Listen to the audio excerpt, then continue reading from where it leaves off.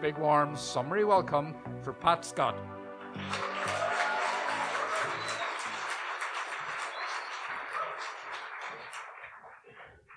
One summer, my roommate and I had almost 3 weeks off. Rather than waste it, we decided on the spur of the moment to hitchhike to the south of France. We had heard that Saint-Tropez was buzzing, so that's where we were headed. We had no money for hotels, so decided to camp. Neither of us had ever camped before, but seriously, how hard could it be? We asked around and were able to borrow a one-man tent. We reckoned that would be fine for two fit 20-year-old girls to sleep in. A few days later, with rucksacks, sleeping bags and a tent, we headed to Larne Harbour. Once on the ferry, we got chatting to some lorry drivers who took us under their wing and were able to get us lifts as far as the meat market in Paris. From there, they passed us on to another driver who was heading south. A few 100 miles further, and we started hitching lifts to our destination. Everything went smoothly, and at 4 a.m. one sultry, warm morning, we were dropped at a beach. We were exhausted and had no idea where we actually were. But as there was no sign of a town, we decided to get some sleep. There was a large, partially upturned rowing boat on the sand, so we climbed underneath it and fell asleep, using our sleeping bags as pillows. Some hours later, we woke. The heat under the boat was suffocating, and we were drenched in perspiration. Our hair and clothes were sticking to us. We crawled out, blinking in the bright sunlight. As our eyes adjusted to the light, we looked around and realised we were on a nudist beach.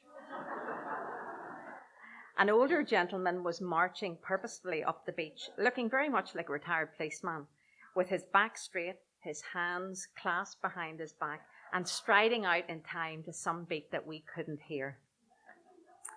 We had full view of his willy swinging from side to side, in time to his footsteps. This was not the start to the day that we had envisaged. We were so hot that we decided to go for a swim to cool down, but we couldn't quite bring ourselves to strip off completely. Instead, we undressed our underwear and ran into the waves. We felt conspicuously overdressed, but we were from Northern Ireland, and we weren't given in to loose European practices. Using our map, we headed out. We worked out that we were walking distance from Saint-Tropez, so we headed off. We found a campsite on the outskirts of the town and unpacked the tent. There was a confusing array of oddly shaped pegs, metal tubes, and nylon material. We tried our best to erect the tent, but it was like the Krypton factor. Happily, 3 Geordie lads arrived, and after pitching their tent beside us, they volunteered to help us. When we tried to climb into it to sleep, we realised why it had been described as a one-man tent. We had to take it in turns to sleep in the tent and outside of it under the stars. We had great crack with the Geordie lads for the duration of the holiday, although I think they misread how grateful we were for their help, as 2 of them confided to us that the third one was still a virgin. They asked if one of us would like to do the honours and help them to rectify a situation. We thanked them for their generous offer, but politely declined. We had a blast for a fortnight. It's an amazing place that was teeming with the rich and famous, and although we couldn't afford to join in that circle, we enjoyed observing their lifestyle of yachts, parties, and champagne. We became friends with 2 fellas who were not just great fun, but who had a 2-seater convertible sports car. We spent a number of days touring the south of France, sitting on a ledge at the back of the car, with the sun beating down and the wind in our hair. It was the stuff of romance novels. But all good things must come to an end, and soon it was time for us to pack up and get on the road. We expected the same seamless journey home as we had experienced outbound, but it was not to be. Fate had a few more surprises in store for us. We were somewhere in central France when we got a lift with a young man driving a bread delivery van. He spoke good English, which meant that we didn't even have to try to speak French, which in turn meant that he didn't know that we both had a decent smattering of his language. We started to get a bit concerned when he turned off the main road, but he reassured us that he just needed to speak to his friend for a moment. He jumped out of the van outside a garage and started to talk animatedly to his friend. We wound down the window and caught snatches of the conversation drifting on the wind.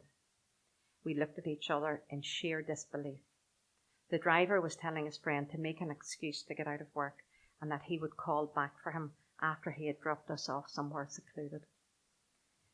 Before we could think what to do, the driver was back in the van and we were on the move. There was no more conversation from him. We sat in terrified silence, clutching each other's hands and staring wide-eyed as we began to realize just how deep the trouble was that we were in. A short time later, the van stopped and we were told to get out and wait as he had a delivery to make, but that he would be back soon. He had chosen the spot well. It was a tiny country road with no houses in sight and flanked by steep banks with hedgerow on top.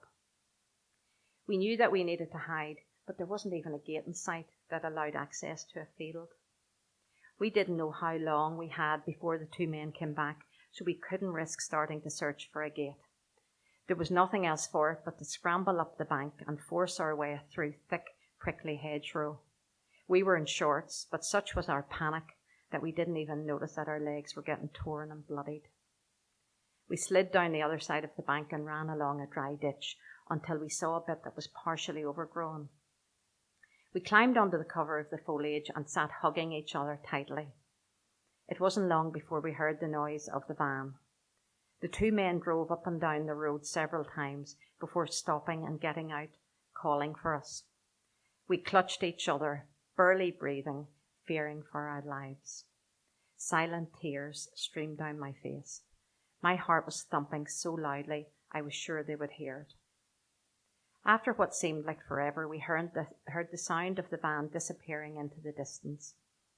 We stayed hidden for a little while longer before deciding that we couldn't risk going onto the road again just yet, so we hiked across fields for some time before coming to a main road.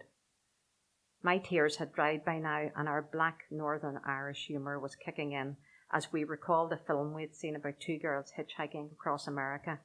One was brunette and one was fair, just like us. We argued good-humouredly about which one got murdered and which one got away. Looking back, I think it was our way of diffusing some of the gripping fear and paralysing panic of the nightmare we had just lived through. As darkness fell that night, we found ourselves on a large ring road outside Paris with nowhere to stay and no real clue as to which road would take us towards Calais. We were beginning to feel pretty low as we ruminated on the events of the day and started to delve into the what-ifs and how differently things could have turned out.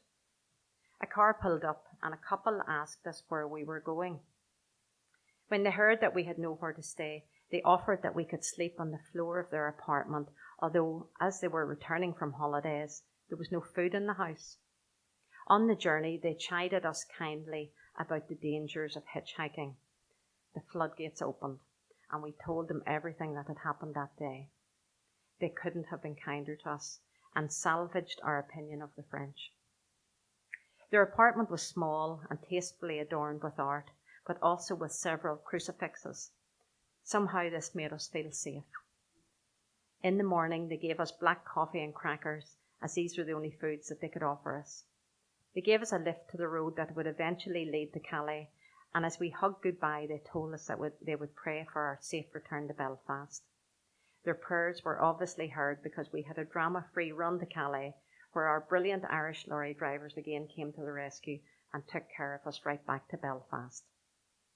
Back at work the following day, we got plenty of mileage and loads of laughs from our holiday stories, but one thing was for certain, neither of us ever went on another hitchhiking holiday again.